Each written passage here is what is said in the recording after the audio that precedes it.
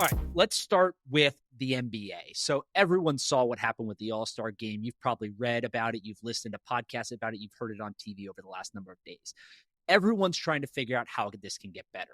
And to be honest, the most frustrating part about this for someone like me is that Adam Silver, the commissioner of the NBA, spent a year telling us that this game was going to be better. It was one of his main initiatives this year was to make All-Star Weekend, and specifically the game itself, better than it had been in years past. Because let's be honest, this is a glorified exhibition at this point.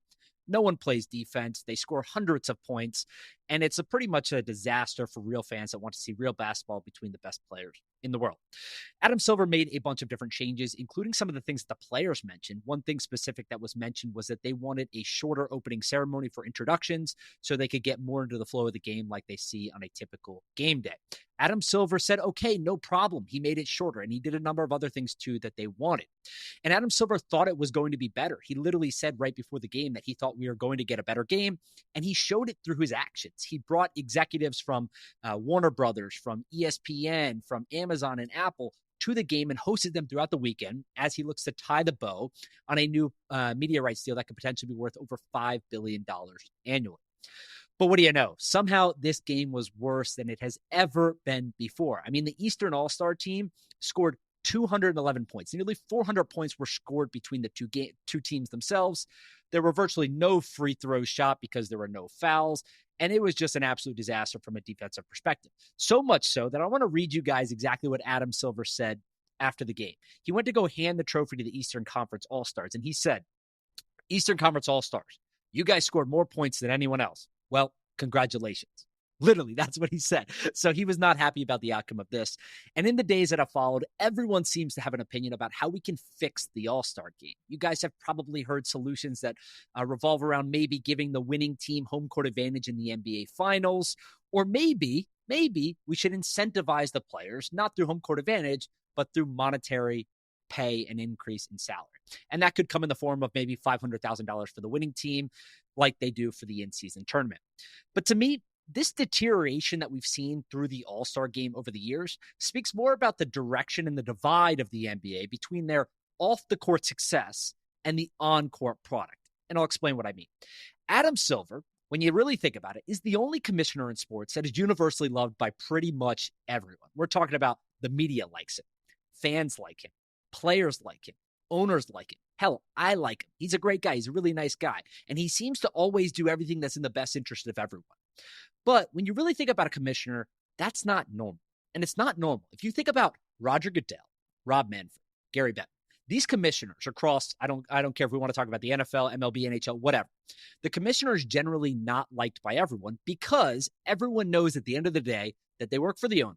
And their sole goal is to maximize revenue, to increase valuations, and guide growth for these leagues.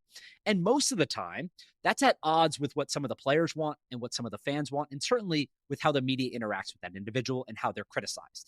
Exactly why Roger Goodell, while fans don't like him and players don't necessarily like him, the owners continue to give him new contracts every single time his contract comes up, and he gets paid $50, $60, $70 million a year to do it because valuations are up and he's doing a really good job on the business side.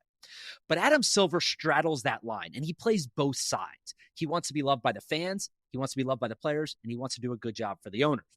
But the problem with that is that he hasn't done as good of a job on the court versus off the court. Off the court, don't get me wrong. I have some numbers here for you guys. The NBA will do over $11 billion in revenue this year. Franchise valuations are up 685% over the last decade since he's been commissioner, increasing from an average valuation of $509 million per team to $3.85 billion per team today. I mean, that's absolutely insane to increase from $500 million per team to nearly $4 billion per team. And the players are happy too, because if you look at the top 40 players across the NBA last year, they brought in collectively nearly $2 billion in earnings, according to Sportico.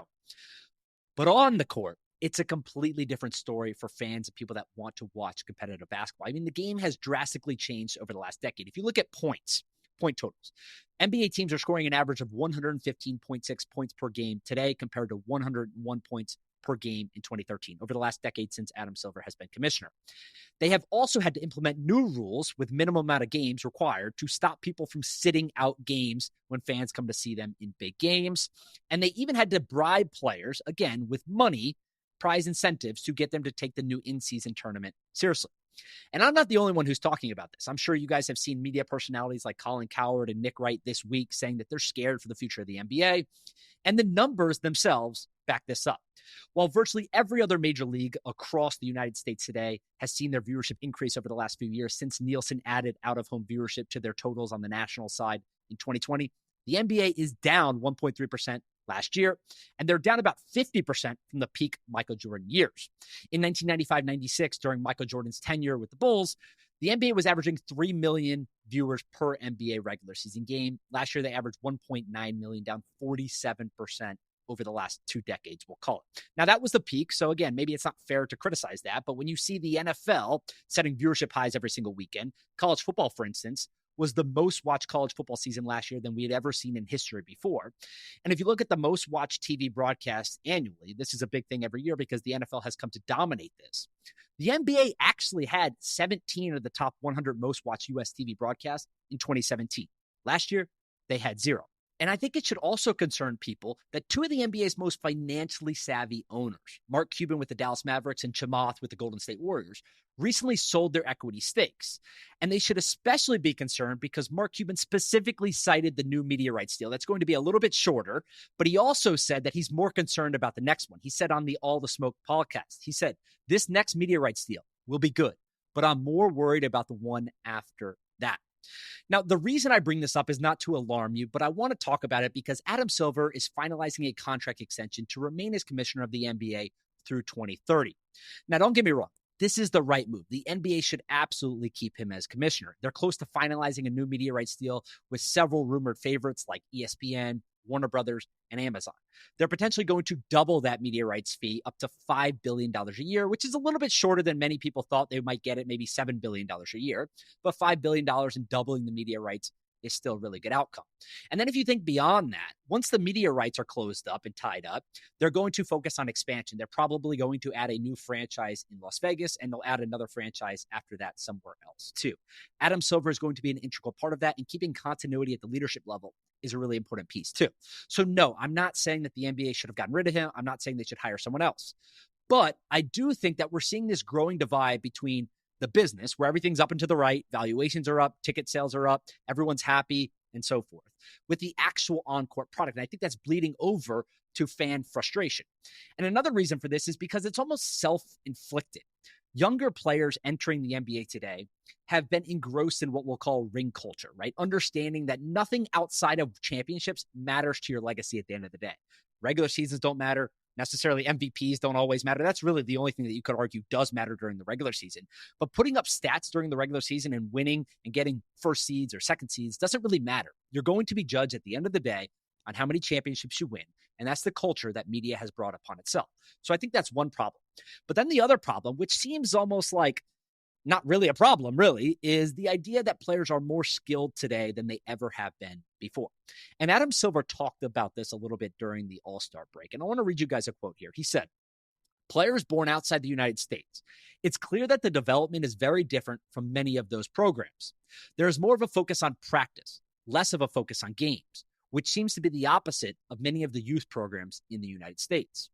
Players are coming into the league incredibly skilled, but that doesn't always necessarily translate to being team basketball players. I'm hearing from those same coaches that may be complaining about the inability to play defense is that these players are not as prepared as I'd like them to be, particularly as very high draft picks. Now, that quote is important to me because at the end of the day, what it sounds like is that Adam Silver is looking into potentially setting up an academy of sorts, similar to what you might see across European football, where Arsenal or Real Madrid or any of these other teams have academies and they're developing players from a very young age about how they want them to play the game. And they're focusing on fundamentals and practicing team defense versus just an AAU team where we'll play 5 to 10 games every single weekend during every single summer from when you're a little kid to when you go to college. And they all have personal trainers and they're just focused on ball handling and shooting and moves and everything else like that. And you see it. Scoring is essentially at will in the NBA today. I mean, Luka's dropping 70. Every single player is scoring more than ever before. And analytics is certainly part of this, so I don't want to put that away. The three-point game has changed the NBA. Whether it's good or bad, you guys can make the decision. But we're seeing more skill than ever before. Players don't care about the regular season like they have in the past. And to be quite honest, it almost feels like a younger generation of players is almost a little bit entitled to some degree, right? And I say that carefully because I do think that some of them care about the fans. But what we've seen is they want to play under the guise of incentives. We heard them talk about it after the All-Star game. They said that they should be paid for this. There needs to be an incentive on the line to go out and entertain fans, and they don't want to get hurt for a meaningless game that doesn't matter in the grand scheme of things. And it's true that it doesn't matter in the grand scheme of winning an NBA championship, which is their ultimate goal, because that's what the media judges them on. But it certainly matters to fans. Who buys the tickets? Who watches the game? Who gives impressions to the sponsors that pay their salaries? The fans do. This is immensely important for the fans, and it's something that I don't think is necessarily going to get better. And I wouldn't even argue is really the All-Star Game's fault. If you think about the All-Star Game, the people that are sponsoring the All-Star Game, they know what they're getting into. If you talk about any one of these companies at Ruffles or whoever sponsors the game another year, they know what they're getting into. It's based on impressions. It's based on entertainment. And they know it's not going to be a serious game. Same thing goes with the 3-point shooting competition and the slam dunk competition and the skills competition, everything else like that. Some of this will get better with some incremental changes here or there, but I wouldn't expect it to get much better. And I certainly don't think we're going to go back to the days where we're getting 10, 15, 20 million viewers for an All-Star game. That's just not going to happen based on the current trends and the way that these players are interacting with the game. But I'll leave you guys with this. I try to be an optimist in a lot of these situations. I don't want to be negative. It's become cool kind of to say that the NBA is going down and ESPN is going bankrupt and the league is going down the toilet and no one cares about these games anymore. I don't think that's true. The numbers actually indicate that that's not true. The NBA is the world's second most profitable sports league, only behind the NFL. There is more parity across the league than we've ever seen before. If you think about the championships over the last 5 years, 5 different teams have won NBA championships over the last 5 years. So there's great parity in the league today, and a lot of people are still watching these games. It's incredibly lucrative, especially considering it's an inventory sport, right? If you look at the NFL, those teams are playing 17 games a year. NBA teams are playing 82 games a year. So it's an inventory sport. You shouldn't expect the ratings to be as high as the NFL. And to be honest, no one is touching the NFL or even college football in the United States today. But I still do think these are problems worth discussing. Because as the business case for the NBA has skyrocketed over the last decade, we're seeing some of the league's most vocal and financially savvy owners exit. Now the next media rights deal is going to be shorter in length than we previously thought, and it's going to be a little bit cheaper on the valuation side than we previously thought. Owners like Mark Cuban are publicly saying that they're not as high on the next media rights deal or worried about the next media rights deal as much as they once were. And I think what we're seeing is that the league's superstars are carrying the league today. And I'm specifically talking about LeBron James and Stephen Curry. But those two guys are going to be retiring in the next 5, or at least by the next decade, they're going to be retired. They're 35 and I think 37 or 38 years old. So they're not going to play into their 45s and their 50s. These guys are going to retire, and it's going to be up to a younger generation of players to carry that torch. And what concerns me is that they're not ready for that. The on-court product has consistently gotten worse over the last several years. Viewership is down relative to everything else in sports that is up. And the fans are telling the owners, they're telling the commissioner, they're telling the players that they're not enjoying the game as much as they once were. Again, I don't say this to be an alarmist. I don't want to tell people that the league is failing. They're not. It's still incredibly lucrative. The owners are making more money than they ever have before. And that's ultimately why Adam Silver doesn't feel the need to make significant changes to the actual on-court product.